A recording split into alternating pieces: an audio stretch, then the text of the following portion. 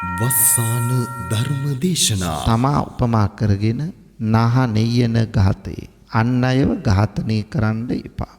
පින්වතුනි දැන් මේ සමාජය ගත්තොත් කෙනෙක් සැප විඳිනවා කෙනෙක් දුක් විඳිනවා. කෙනෙක් දීර්ඝායුෂ ලබනවා කෙනෙක් කෙටි ආයුෂ ලබනවා. අල්පායුෂ ලබනවා. කෙනෙක් දීර්ඝායුෂ ලබන්න බලපාන්නේ මොනවද? පින්වතුනි සංසාරේ අපි කරලා තියෙනවා දේවල්. අපි සසර ප්‍රාණඝාතයෙන් වැළකීලා සතුන්ට અભේදානය දීලා තියෙනවා. සත්ව හිංසාවෙන් වැළකීලා තියෙනවා. රෝගීන්ට උපස්ථාන කළා තියෙනවා. දිලින්දන්ට පිහිට වෙලා තියෙනවා. බේත් රෝගීන්ට තරම් දීලා තියෙනවා. මෛත්‍රිය වඩලා තියෙනවා නම් පින්වතුනි අන්නේ කෙනාට දීර්ඝායුෂ ලැබෙනවා. ප්‍රාණඝාත සංසාරේ කරපු කෙනාට ආයුෂ අඩු වෙනවා. පින්වතුනි අපේ ආයුෂ ප්‍රමාණය තීරණය කරන්න කාටවත් බෑ. අපි උපදිනකොටම අපිමයි ආයුෂ ප්‍රමාණය අරන් දිනපතා නවතම ධර්ම දේශනා ශ්‍රවණය කිරීමට වස්සාන ධර්ම දේශනා අපගේ YouTube නාලිකාව දැන්ම subscribe කරන්න. බෙල් අයිකනය ක්ලික් කරන්න. වස්සාන ධර්ම දේශනා YouTube නාලිකාව ඔස්සේ ප්‍රචාරය වන මෙම සුමధుර ධර්මානුශාසනාව වෙනුවෙන් පින්බර දායකත්වයෙන් කටයුතු කළේ බටුයාය මඩහපොළ කන්ද මඩහපොළ මැල්සිරපුර පදිංචි දැනට කුවේට්හි සේවයේ නියුතු SK දයානී ප්‍රේමකාන්ති මහත්මියයි. එතුමියගේ ප්‍රධාන අරමුණ වන්නේ 2019 වසරේ නොවැම්බර් මාස 9 වන දින පරලෝ සැපත් SK ජිනදාස ආදරණීය පියාණන්ට පින් අනුමෝදන් කරමින් වස්සාන ධර්මදේශනා YouTube නාලිකාව ඔස්සේ ධර්ම දානමය පින්කමක් සිදු කිරීමයි. අද දේශකයන්න් වහන්සේ අතිපූජනීය මාලිම්බඩ පඤ්ඤාසාර ස්වාමීන් වහන්සේ අවසරයි අපේ හාමුදුරුවනේ. සමන්ත චක්ඛවාලේසු අත්‍රා ගච්ඡන්තු දේවතා සද්ධම්මං මුනි රාජස්ස සුනන්තු සක්ක මොක්ඛදං ධම්මස්සවන කාලෝ අයං බතන්තා ධම්මස්සවන කාලෝ අයං බතන්තා ධම්මස්සවන කාලෝ අයං බතන්තා නමෝ තස්ස භගවතු අරහතු සම්මා සම්බුද්දස්ස නමෝ තස්ස භගවතු අරහතු සම්මා සම්බුද්දස්ස නමෝ තස්ස භගවතු අරහතු සම්මා සම්බුද්දස්ස. පින්වතුනි අද මේ ධර්ම දානමය පුණ්‍ය කර්මයෙහි පින්වත් දායකත්වයෙන් කටයුතු කරන්නේ බටුයාය මඩහපොළ කන්ද මඩහපොළ මැල්සිරිපුර මේ ලිපිනේ පදිංචි දැනට කුවේට්හි සේවයේ නියුතු SK දයානී ප්‍රේමකාන්ති මහත්මියයි. දයානි ප්‍රේමකාන්ති මහත්මියගේ ප්‍රධානතම අරමුණ වන්නේ 2019 වසරේ නොවැම්බර් 9 වන දින පරලෝ සැපත් SK ජිනදාස ආදරණීය පියාණන්ට පින් අනුමෝදන් කරමින් ධර්ම දානමය පින්කමක් සිද්ධ කිරීම. ඉතින් අපි ප්‍රාර්ථනා කරමු ආදරවර පියතුමා SK ජිනදාස ආදරණීය පියාණන්ට මේ පින් අත්පත් වේවා. එතුමා සුඛිත මුදිත වේවා. අමා මහ නිවනින් සැනසේවායි ප්‍රාර්ථනා කරමු. තවත් අරමුණු පරමාර්ථ සඳහන් කරලා තියෙනවා. අපි ඒවා ධර්මදේශනාව අවසානයේදී සිහිපත් කරලා පුණ්‍යානුමෝදනා කිරීම ආශිර්වාද කිරීම කරමු. එතෙක් බුදු බණ පදයකට අවධානය යොමු කරමු පින්වතුනි. ශ්‍රද්ධාවන්ත පින්වතුනි මේ ඔබ සූදානම් වන්නේ ලෝතුරා තථාගත බුදුරජාණන් වහන්සේ විසින් ලෝක සත්‍යයා විශේෂ පතල මහා කරුණාවෙන් දේශනා කොට වදාළ සද්ධර්මයෙන් බිඳක් ශ්‍රවණය කරන්න. පින්නතුනි බණපදයක් අහනකොට තමයි අපි ධර්මයේ නොදන්න තැන් දැනගන්න. බණ අහනකොට ධර්ම සාකච්ඡා පවත්වනකොට නිවැරදි දහම් පොත්පත් කියවනකොට අපි තුල ධර්මඥානය වැඩෙනවා. පින්නතුනි අපි තුල තියෙනවා නම් ධර්මඥානය නැවත නැවත මේ බණ අහනකොට එය තවත් වර්ධනය වෙනවා. ඉතින් ඒ නිසා බණක් ඇහුවා ඒක නැවතත් අහන්න ඕන නැහැ කියන චේතනාව ඇති කරගන්න එපා. බණ අහනකොට තමයි අපේ දහම් දැනුම වර්ධනය වෙන්න පින්නතුනේ. ඇති වුණු දහම් දැනුම තව තව වර්ධනය කරගන්න, පුළුල් කරගන්න, පරිණත භාවය ඇති කරගන්න පුළුවන්. පින්නතුනි අපි හිතට බලපාන දුක් දුම්නස් නොසන්සුන් අසහනකාරී තත්ත්වයන් දුරු කරගෙන හිතට සහනය සංසිඳීම ඇති කරගන්න ධර්මය තමයි පිහිට වෙන්නේ. එකම ඖෂධය ධර්මයයි. අපට බුද්ධ ආදී අටතැන්නි සැකය තියෙනවා නම් ඒ සැකතෙන් දුරු කරගෙන නිවැරදි දැක්මකින් ඉස්සරහට යන්න ධර්මයේ තමයි හේතු වෙන්නේ. අපි වැරදි දැක්මක වැරදි දෘෂ්ටියක ඉන්නවනම් ඒ වැරදි දැක්මෙන් වැරදි දෘෂ්ටියෙන් අත් මිදලා සම්‍යක් දෘෂ්ටියට ප්‍රවේශ වෙන්නේ ධර්ම ශ්‍රවණය තුලිනුයි. මෙලොව වශයෙන් ජීවිතය සාර්ථක කරගෙන පරලොව ආයති භවයේ යහපත් ප්‍රතිසන්දියක් ලබන්න වාග්ය ලැබෙන්නේ බණ අහන කොටයි. මේ සියල්ලටමත් වඩා පින්නතුනි අනවරාග්‍ර සංසාරයේ සැරිසරන අපිට සසර දුක නිමා කොට අමා මහ නිවනින් සැනසෙන්න පුළුවන් වෙන්නේ බණ අහනකොට. ඒ නිසා ධර්ම ශ්‍රවණය එච්චරට විශිෂ්ටයි පින්නතුනි. කවදාවත් කෙනෙකුට බණපදයක් අහන්න නැතුව නිවන් දකින්න බෑ. බණපදයක් ඇසිය යුතුමයි නිර්වාණය සාක්ෂාත් කරගන්න. පින්නතුනි අද දේශනාවෙන් විස්තර වන්නේ අප කාටත් මුහුණ දීමට සිද්ධ වන කිසිවෙකුට මොන జగතෙකුටවත් වෙන් විය නොහැකි මරණය ගැනයි. මේ මරණය අපි කාටත් මුහුණ දෙන්න සිද්ධ වෙනවා. මේකෙන් ගැලවෙන්න කාටවත් බෑ. මරණ දාට අපි ඉතිරි කරගත්ත සල්ලි මිල මුදල් ධන දාන්නේ භවභෝග යාන වාහන රන් රිදී මුතුමැණික් මොනවත් ගෙනියන්න බෑ. කැමති වුණත් අකමැති වුණත් දැනගත්තත් නොදැනගත්තත් අපට දාලා යන්න සිද්ධ වෙනවා පෙන්වතුනේ. එහෙනම් අපට ගෙනියන්න පුළුවන් වෙන්නේ අතේ භෞතිකව එකතු කරගත්ත දේවල් නෙවෙයි. අපි හිතේ අභෞතිකව එකතු කරගත්ත දේවල්. ඒවයිනොත් පින්නතුනි පව් ගෙනිච්චොත් අකුසල් ගෙනිච්චොත් අපට ඒව ප්‍රතිවිපාක දෙනවා.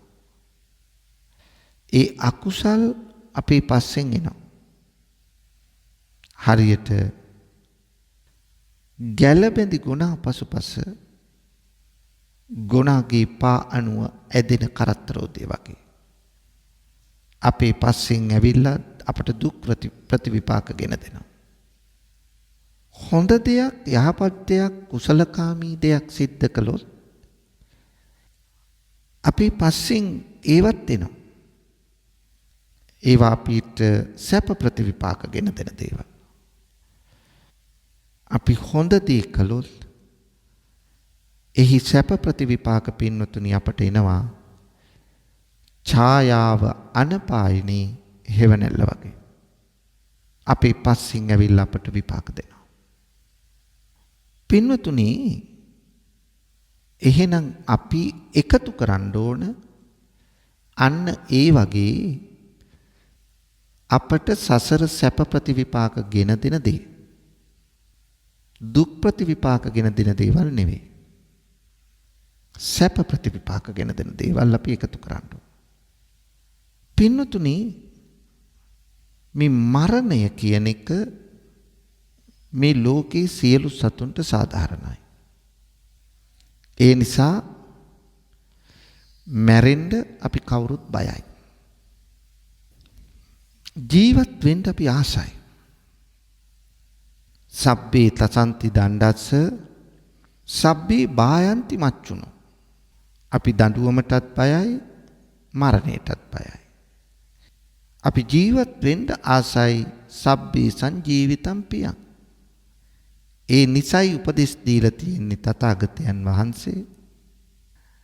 අත්තානං උපමං කତ୍වා. තමා උපමා කරගෙන නහ නෙයන ඝාතේ. අන් අයව ඝාතනය කරන්න එපා. පින්වතුනි දැන් මේ සමාජය ගත්තොත් කෙනෙක් සැප විඳිනෝ, කෙනෙක් දුක් විඳිනෝ. කෙනෙක් දීර්ඝායුෂ ලබනෝ, කෙනෙක් කෙටි ආයුෂ ලබනෝ, අල්ප ආයුෂ ලබනෝ. කෙනෙක් දීර්ඝායුෂ ලබන්න බලපාන්නේ මොනවද?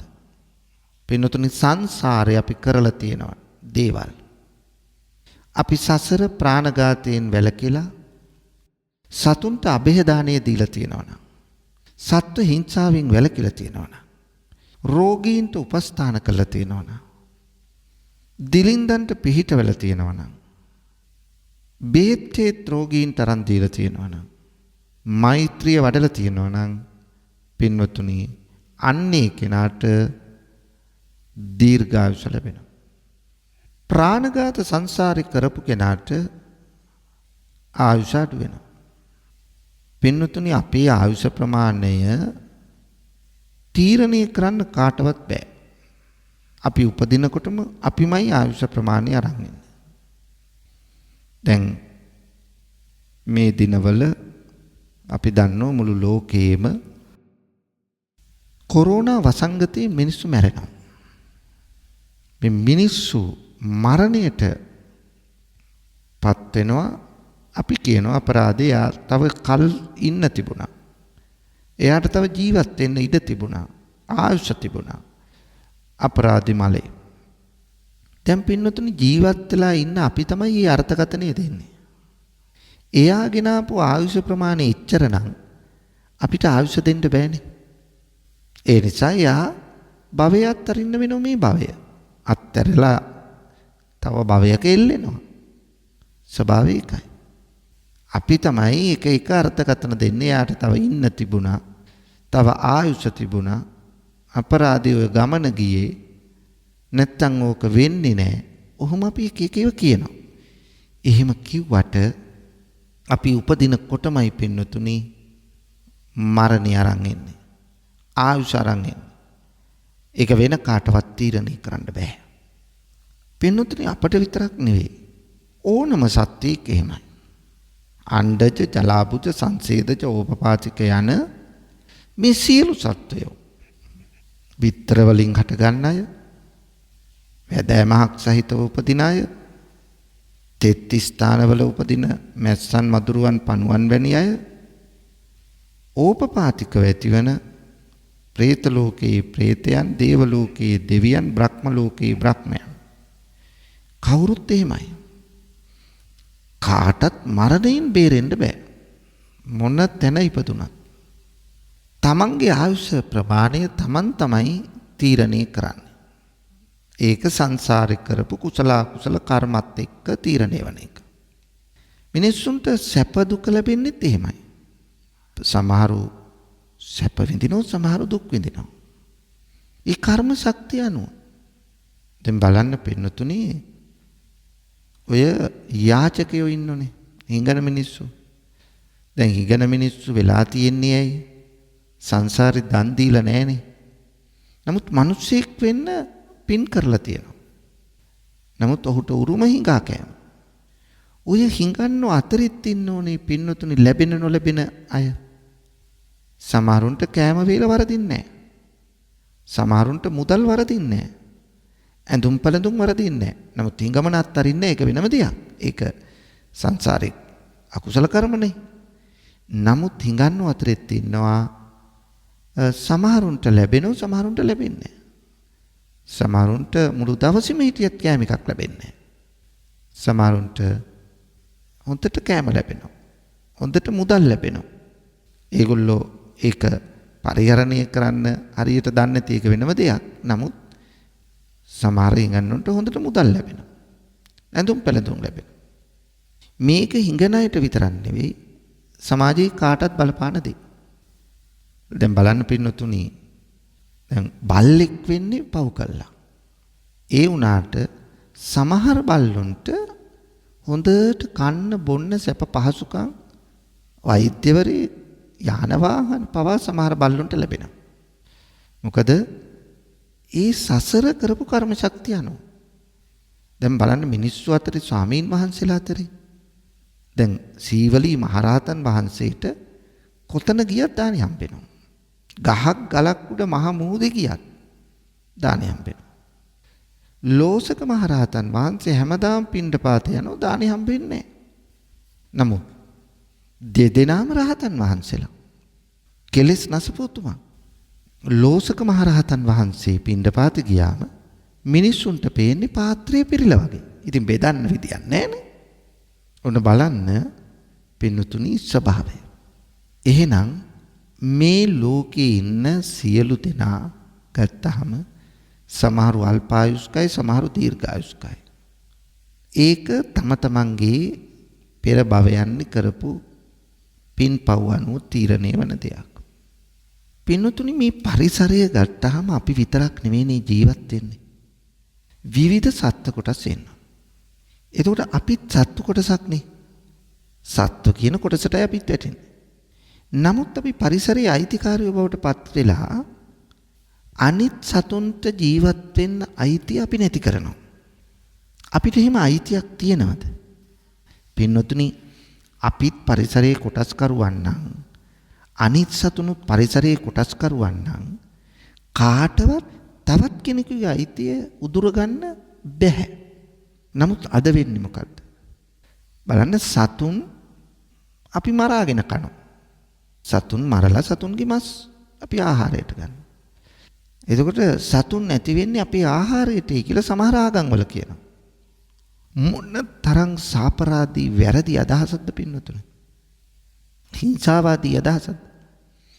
මමත් පරිසරයේ කොටස්කරුවෙක් නම් ඒ සතත් පරිසරයේ කොටස්කරුවන් නම් ඒ සත්තුන්ට තියෙන්නේ මට තියෙන අයිතියමයි. මට වැඩි අයිතියක් නැහැ අනෙක් සතෙක් මරාගෙන කන්න. ඒක වැරදි. ඒ නිසා අන්න එය අපි පින්නතුනි තේරුම් ගන්න ඕන. නමුත් අපි එය තේරුම් ගන්න නැහැ.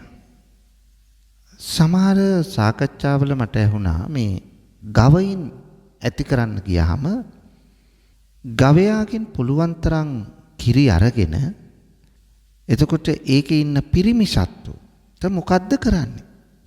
ඒ සත්තු මරන්න නැතුව මොකද කරන්නේ කියලා අහනවා. දැන් පින්නතුනි බලන්න මොන තරම් සාපරාදී සාහසික අදහසක්ද ඒක. දැන් කැලේ ඉන්නවා ඕනතරම් ගවයෝ කුළුමීමෝ. දැන් ඒකේ ඉන්න පිරිමි සත්තුත් ඉන්නවා ගැහණු සත්තු. දැන් අපිට ඒකේ අමාරුවක් තියෙනවද? නැහැ. එහෙනම් ඒ සත්තු අපිට බැරිද කැලේට අතාරින්න? ඒ සත්තුන්ට කරන්නේ මොකද්ද කියලා අහනවා. මේ බලන්න තමන්ට මේ සතුන් ඝාතනය කරගන්න තියෙන උවමනාවට කියන දේ. ව්‍යාපාරික චේතනාවෙන්. කිරි ගන්න හරක් ඇති කළාම ඒකේ පිරිමි සතුන් මරන්න නැතුව මොකද කරන්න කියලා අහනවා. මේ තරම් අසාධාරණ කතාවක්. මොකද පින්නතුනි මේ පරිසරයේ අපි කාටත් සමාන අයිතියක් තියෙන්නේ ජීවත් වෙන්න. මේක ඊටාම සාහසික වැරදි අදහසක්. මේ සත්ත්ව ඝාතනය කියන එක අපි උත්සාහ කරනවා. දැන් ගෙදරකට කැරපොත් එක්කෙනා. මීයෝ ඉන්නවා. කූඹි ඉන්නවා. අපි මොකද කරන්නේ? සමහර අය කියනවා අපිට කරන්න දෙයක් නැහැ මරන්න නැතුව මොකද්ද කරන්නේ? පින්නතුනේ ඒ සත්තු මරන්න අපිට අයිතියක් නැහැ. මොකද අපි මේ සත්තුන්ගේ අඩවිය තමයි අපි ගේ හදාගෙන තියෙන්නේ. එහෙනම් අපේ වටා පිටාව පිරිසිදු වුණා නම් කැරපොත්තු මීයෝ එන්නේ නැහැ. කූඹි එන්නේ නැහැ. දැන් ඒ සත්තු ගේ ඇතුළට ආවට පස්සේ අපේ සුඛ විහරණය සඳහා සත්තු ටික මරලා දානවා. දැන් මීයෙක් ආවොත් අපි මොකද්ද කරන්න ඕන? අල්ලලා උගුලක් තියලා අල්ලලා ඈත කැලේකට ගෙනින් දාන්න ඕන.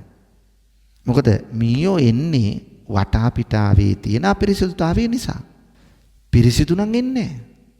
ඒ නිසා අපි මොකද කරන්නේ? අපේ ගෙදර ඉන්න කැරපොත්ත අල්ලලා අල්ලපු ගෙදරට දානවා.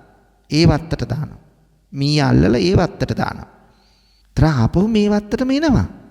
ඒකට මරණිකද කරන්න ඕන? නෑ. ඒ සත්තුත් පරිසරයේ කොටස් කරවෝ. ඒ නිසා අපි කරන්න ඕන මේ ගෙට ආවට පස්සේ කූඹි ටික කෙමිකල් එකක් ගහලා මරලා දාන එක නෙවෙයි. මේ කූඹි ටික ගෙට එන්න කලින් කෙමිකල් එක ගහලා පිරිසිදු කරගන්න එක හරියි. එතකොට උන් එන්නේ නැහැ. ඒ සත්තු එන්නේ නැහැ. නමුත් අපි කරන්නේ සතා දැක්ක ගමන් බෙහෙතක් ගහලා ඒ සතා මරලා දානවා. මොන අපරාධයක්ද බලන්න. ඒ නිසා පින්නතුනේ අපි උත්සාහ කරන්න ඕන අන්න ඒ தත්වයෙන් වැළකෙන්න. පින්නතුනි දවසක් මට එක නෝන කෙනෙක් කතා කළා. කතා කළා මගෙන් අහනවා අම්දුරනේ අපේ ගෙදර මේ බිත්ති මුල්ලක වේදල්ලක් ගිහිල්ලා තියෙනවා. දැන් තුඹසක් වෙලා තියෙන්නේ. හරිම වැඩේ. දැන් හඳුනේ ඒක අස් කරන්න නැතුව කොහොමද? නේද හඳුරන්නේ. මං සද්ද නැතුව ඉන්න. මේ මගේ වචනේ අරගෙන ඒ කර්මය මගේ පිට දාන්න. දැන් හඳුරන්නේ මොකද අපි ජීවත් වෙන්න ඕනනේ. දැන් මම ඔව් ඔබ කරන එක හොඳයි හරි කියලා කියයි කියලා. මං සද්ද නැතුව හිටියා. ඊළඟට කියනවා මං එක්කෙනෙකුට මිනිස්සෙකුට එන්න කිව්වා මේ තුඹස කඩලා අයින් කරලා එතෙන්ට කිමිකල් එකක් ගහන්න කියලා. හාමුදුරනේ ඉතින් මේක කරන්න නැතුව මොකද කරන්නේ? මේක කරන්න වෙනව නේද හාමුදුරනේ කියලා ආය අහනවා. මං කිව්වා නෝනා ඔය මාරක පාප කර්මේ නම් කරන්න එපා. ඔයක මහා පාප කර්මයක්. උතන වේයෝ එකෙක් දෙකෙක්ද ඉන්නේ. ලක්ෂ ගාණක් ජීවිත අපි නැති කරනවා. සත්තු එහෙම හිතලා අපේ ජීවිත නැති කරා නම් මොකද වෙන්නේ? ඒ නිසා ඔය පාප කර්මේ නම් කරන්න එපා. දැන් මගෙන් බලාපොරොත්තු වුණු උත්තරේ ඒක නෙමෙයි. බලාපොරොත්තුනේ මමත් ඒකට අනුමැතිය දීලා වේතුඹස කඩලා ඒකට කිමිකල් එකක් ගහන සත්තු ටික අයින් කරයි කියලා. පින්නතුනි මාරක පාප කර්මයක් නේ. ඒ නිසා මම එතුමිය දැනුවත් කළා කවදාවත් ඔක් කරන්න එපා. භවයේ කවදාවත් ඒකට වෙන්නේ නැහැ. ඔය තරම් සත්තු ප්‍රමාණයක් ඝාතනය කළා. අපේ පැවැත්මට කියලා. ඒ නිසා කරන්න ඕන තුඹස හැදුනා නම් ඒක කඩලා සත්තු නොමැරෙන්න වෙනත් ස්ථානයක ගිහින් තියන එක. කිමිකල් ගහන එක නෙවෙයි. කිමිකල් ගහන්න තිබුණේ තුඹස බඳින්න කලින්. පොළවට වැදිලා පොළවේ සත්තු මැරෙන්න නෙවෙයි මම මේ කියන්නේ උඩින්. ඒ නිසා සත්තු මරන්න ඒ විදිහේ ස්වභාවයක අපි නිරත වෙනවා. අපි ඒක සාධාරණීකරණයක් කරනවා. කොහොමද නොමරා නැත්තම් අපි ජීවත් වෙන්න බෑනේ කියලා. ඒක වැරදි මතයක් ප්‍රකාශයක්. දැන් ගෙදර මකුළු දැල් තියෙනවා. මේ මකුළු දැල් කොහොමද හඳුන්නේ කඩන්න නැතුව? සමහරව අහන ප්‍රශ්නයක්. ඔය බුද්ධ ආගමේ කියන්නේ මකුළු දැල් කඩන්න එපා කියලා. මකුළු දැල් අපි ඒ ගැන සැලකිලිමත් කමක් නැත්තම් තමයි මකුළුවා දැල බඳින්නේ. එතකොට මකුළුවා දැල බැන්දට පස්සේ අපි කරන්නේ බිත්ති මුල්ලට කොස්ස තියලා උඩටම තද කරගෙන ගිහිල්ලා ස්ලැබ් එකට තද කරනවා හරි එහෙම නැත්නම් සිවිලිමට තද කරනවා හරි සතා මරලා දාන්න. නැත්නම් කිමිකල් එකක් ගන්න. කවදාවත් කරන්න එපා. මකුළු දැල කඩන හැටි පවා බුදුහාමුදුරුවෝ දේශනා කළා. එහෙනම් මකුළු දැල කඩන්න ඕන බිත්තිය උඩ ඉඳලා පහතට. එතකොට මකුළුවා දුවගෙන ඇවිල්ලා එළියට යනවා. ආයෙ ඇවිල්ලා බඳි. හැබැයි සතා මැරෙන්නේ නැහැ. ඒ නිසා පරිසරය අපි ඒක ආරක්ෂා කරගන්නත් ඕන අපි. ඒකේ කොටස්කරු අපි කවුරුත් හැම සතෙක්. ඒ නිසා පරිසරයට එරෙහිව අපි ගියොත් පරිසරය අපට හොඳට රිදෙන්න දඬුවම් දෙනවා. අනේක හොඳින් තේරුම් ගන්න පින්නතුන. ඒ නිසා සත්ත්ව ඝාතනය සාධාරණීකරණය කරන්න එපා. සත්ත්ව ඝාතනයෙන් අපි වෙන් වෙන්න ඕන.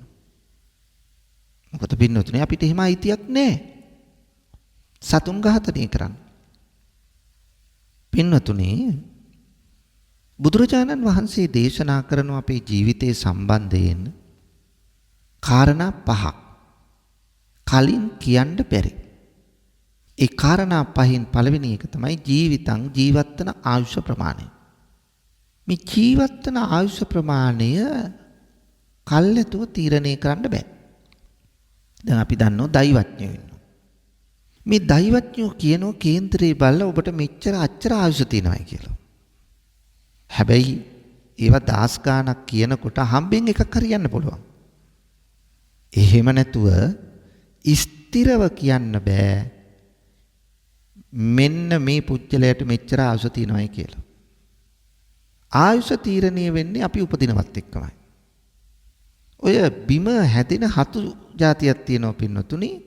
ඒ හතු හැදෙනකොට ඒ හත්ත උඩ තියෙනවා පස් ටිකක්. මේක හත්ත පිපෙන මේ පොළවෙන් මතුවෙනකොටම අර පස් ටිකත් අරගෙනයි එන්නේ. අපිත් ඒ වගේ පින්නතුනි අපිත් ඉපදිනකොටම ඒ ආයුෂ ප්‍රමාණයත් අරගෙනමයි එන්නේ. ඒ නිසා වෙන කාටවත් තීරණය කරන්න බෑ අපේ ආයුෂ. සමහරු පොඩි කාලේ මැරෙනවා, සමහරු තරුණ කාලේ මැරෙනවා, සමහරු වැඩිහිටි වෙලා මැරෙනවා, සමහරු වයෝවෘද්ධ වෙලා මැරෙනවා. ජරාම්පිපත්තා මරණං ජරාවටපත් වෙලා හරි මැරෙනවා. ඒතර ඒකෙන් ගැලවෙන්න අපට බෑනේ.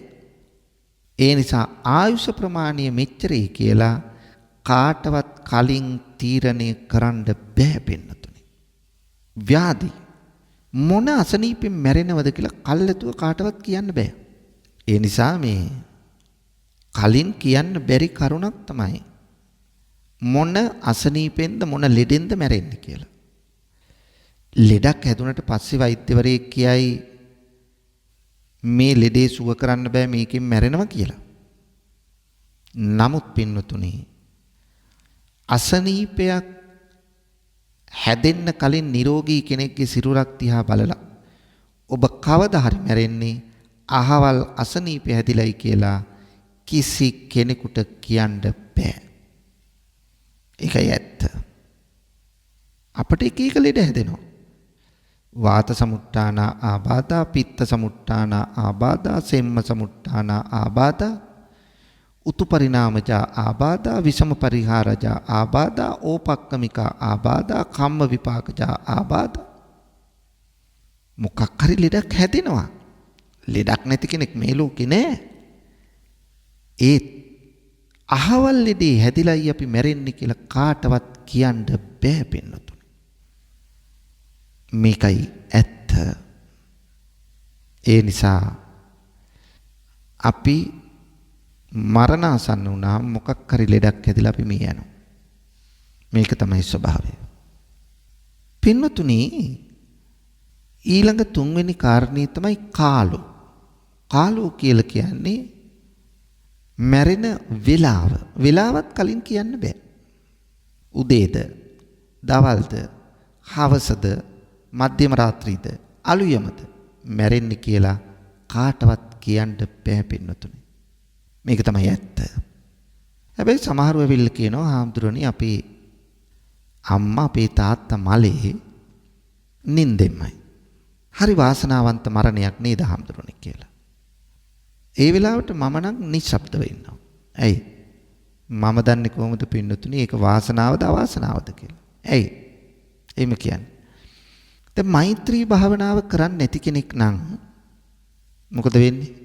මෛත්‍රී භාවනාව කරන්නේ නැත්නම් එයා නිදාගත්තට පස්සේ දරුණු භයානක හීන දකිනවා. ඒතොර දැන් අපි හිතමු හෘද රෝග තත්ත්වයක් තියෙන කෙනෙක් නරක හීනයක් දකිනවා. ඔන්න අලියෙක් පාරේ ලවන් එනවා ගහන්න. සර්පෙක් දෂ්ට කරන්න එනවා. හතුරෙක් පාරේ ලවගෙන එනවා. කඩුවක් අමෝරාගෙන. ඔය වගේ භයානක හීනයක් දැක්කොත් අර හෘද රෝගය තියෙන කෙනා මොකද වෙන්නේ? සිහිනෙන් දැක්ක ගමන් ඔහුගේ හෘද ස්පන්දන වේගය වැඩි වෙනවා. සිහිනය දකින්නේ අපි තප්පර 5කට අඩු කාලයක තුලදී. ඒ වුණාට සිහිනේ කියන්නේ යනවා පැයකට වඩා. සමහර හීන. එහෙනම් ඔබට තේරෙනවා ඇති මේ හිත වැඩ කරන වේගය. ඔච්චර වේගෙන් හිත වැඩ කරනකොට අර හෘද ස්පන්දන වේගය ඊටාම වේගෙන් වැඩි වෙනවා. වැඩි වුණාට පස්සේ මොකද වෙන්නේ? නිින්දෙන් මැරෙනවා. අපි කියනවා අර්ථකථනයක් දෙනවා. අපේ තාත්තා, අපේ අම්මා, අපේ ආච්චි, අපේ සීයා මැරුණේ නිින්දෙන් හරීම වාසනාවන්තයි කියලා. වාසනාව නෙවෙයි පින්වතුනි අවාසනාව.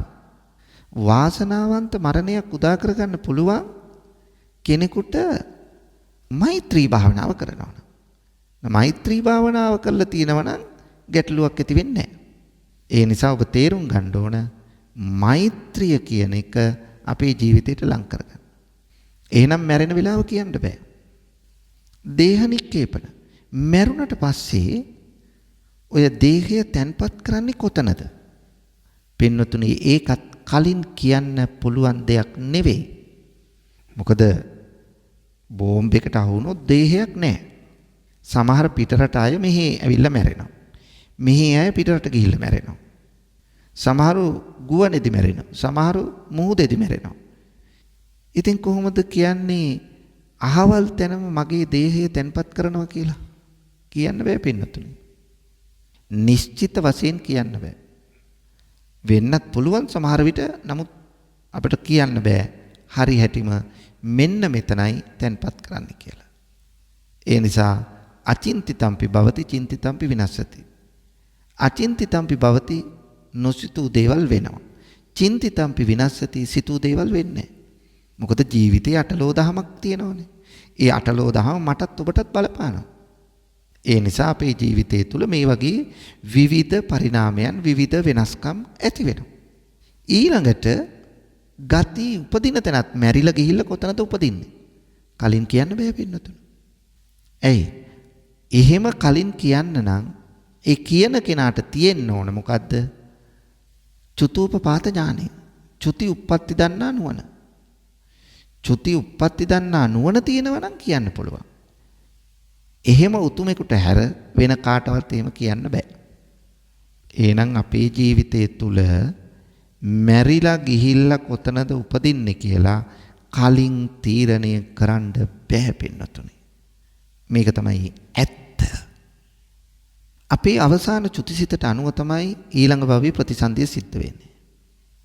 එතකොට චුතිසිත තුල ඇතිවෙන කර්මය කර්ම නිමිත්ත ඇති වෙන්නේ අපි මෙලොව ජීවත් වෙලා ඉන්න ස්වභාවය අනුව.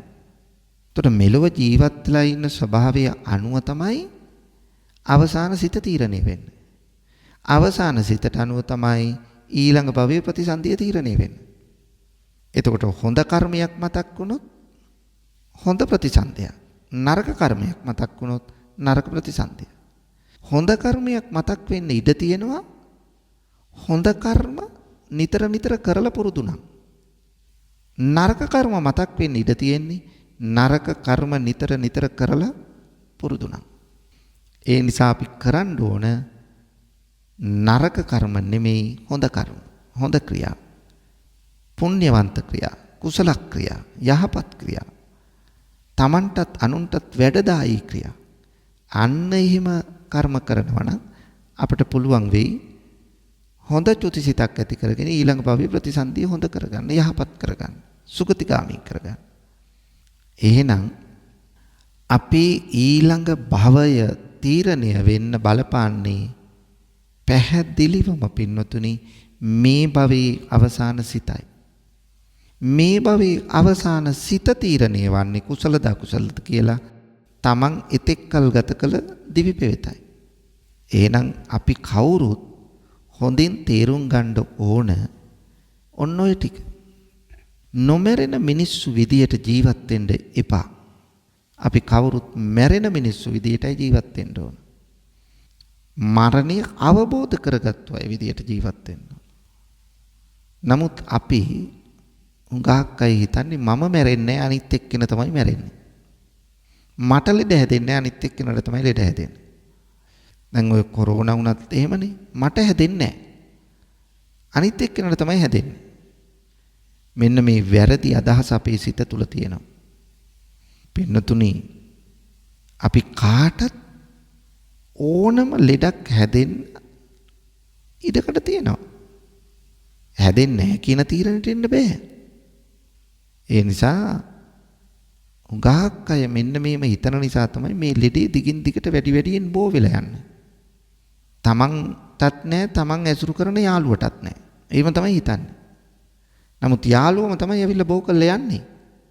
නැත්තම් තමන් තමයි යාළුවට බෝ කරලා පිටත් කරන්නේ. නමුත් අපි හිතන්නේ මම ආශ්‍රය කරන ටිකේ නෑ. ඒ නිසා කවදාවත් හිතන්න එපා. කොතන රෝගියා ඉන්නවද කියලා කියන්න බෑ. ඒ වගේ මම නෙමෙයි මැරෙන්නේ අනිත් එක්කෙනා. ඒ නිසා තමයි කෙනෙක් මැරුණම අපි අර්ථකථන දෙන්නේ. අපරාධි තව කලක් ඉන්න තිබුණා. තව කලක් ජීවත් වෙන්න තිබුණා යාට. ඔය ගමන ගියේ නැත්තම් මැරෙන්නේ නැහැ. ඒ නිසා බලන්නකො කොච්චර අඩු වයසෙන්ද මලේ. මෙහෙම අපි කියනවා. ඒ කියන්නේ මම නිකන් ਸਰවඥ විදියට හිතලා තමන් අර්ථකථන දෙනවා අනිත් අය ගැන. නමුත් මම මැරෙනවා කියලා හිතන්නේ. තවත් පැත්තක් නේ බලන්න දැන් කෙනෙක් මැරුණට පස්සේ අපි අඬනවා, වැළපෙනවා, විලාප තියනවා, දුක් වෙනවා. සති ගණන් මාස ගණන් අපරාධේ මගේ බිරිඳ මගේ ස්වාමියා මලා මගේ අම්මා මගේ තාත්තා මලා මගේ සහෝදරයා මලා මගේ හොඳම යාළුවා මලා කිය. අපි දුක් වෙනවා. නමුත් පින්නතුනේ මේ දුක් වෙන්නේ එක පැත්තකින් අපි කියනවා ආදරේ නිසායි කියලා. ආදරේ ඇති වෙලා තියෙන්නේ දැන් කාට පාඩුව නිසාද ඔය අඬන්නේ? මැරුණු එක්කෙනාට වෙච්ච පාඩුව නිසාද අඬන්නේ? මට වෙච්ච පාඩුව නිසාද? මට වෙච්ච පාඩුවනේ මම බලන්නේ.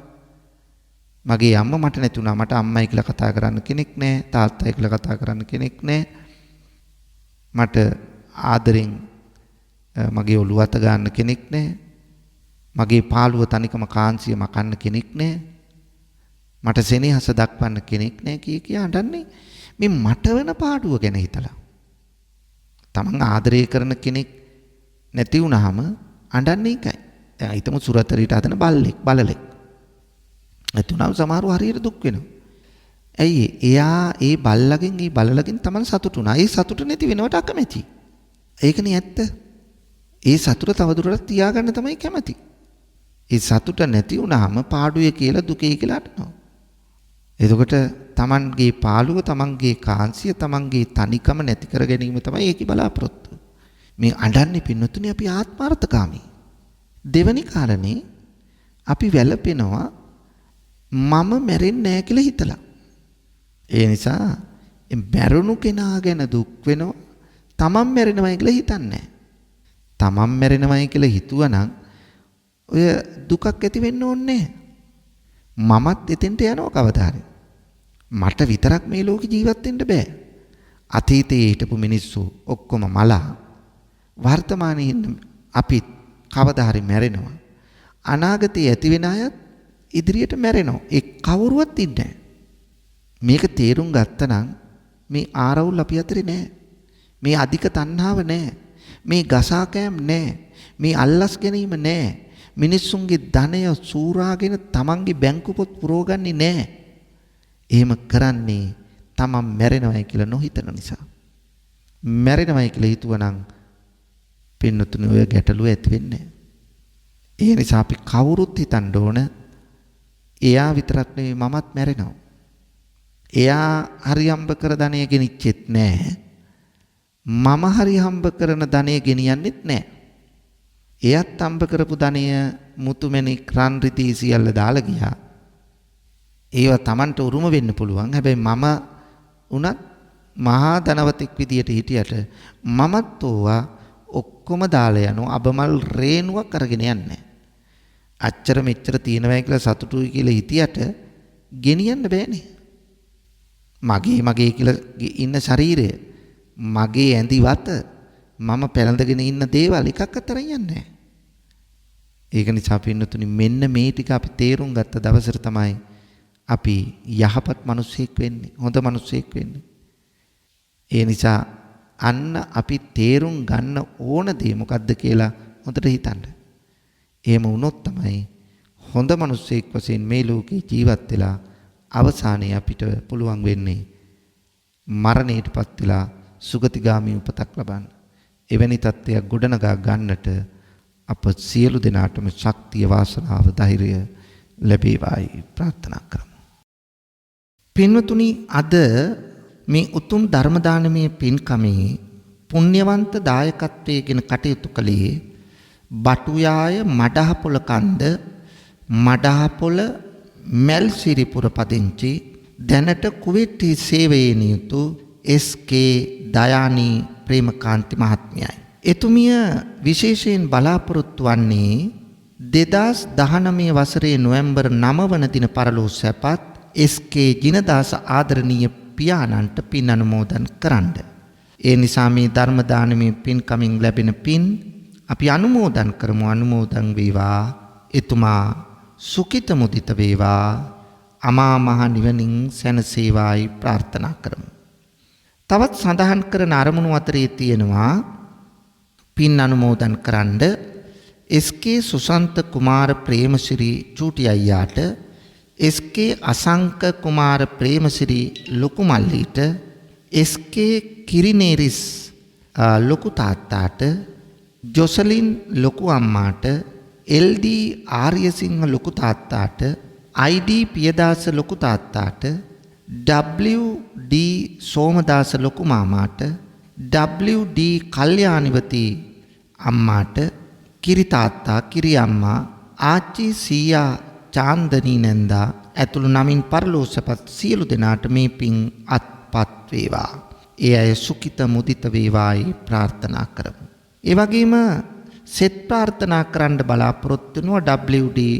ප්‍රේමාවති ආදරණීය මෑණියන්ට නිදුක් නිරෝගී චිරජීවනයේ ප්‍රාර්ථනා කරන අතර W.D. පුබුදු රංගන සමරනායක එකම පුතුට, W.D. අජිත් සමරනායක මහත්මාට, W.D.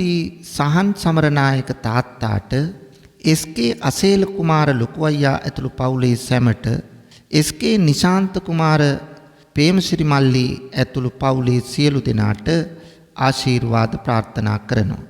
නිදුක් නිරෝගී බව ලැබේවා, දීර්ඝායුෂ ලැබේවා කියා දේශකයාණන් වහන්සේ ඇතුළු මහා සංඝරත්නයට ආශිර්වාද කරන අතර වස්සාන ධර්ම දේශනා නාලිකාවේ ගයාන් දුෂ්‍යන්ත මහතා ඇතුළු පවුලේ සැමටත් ආශිර්වාද කරන්න බලාපොරොත්තු වෙනවා.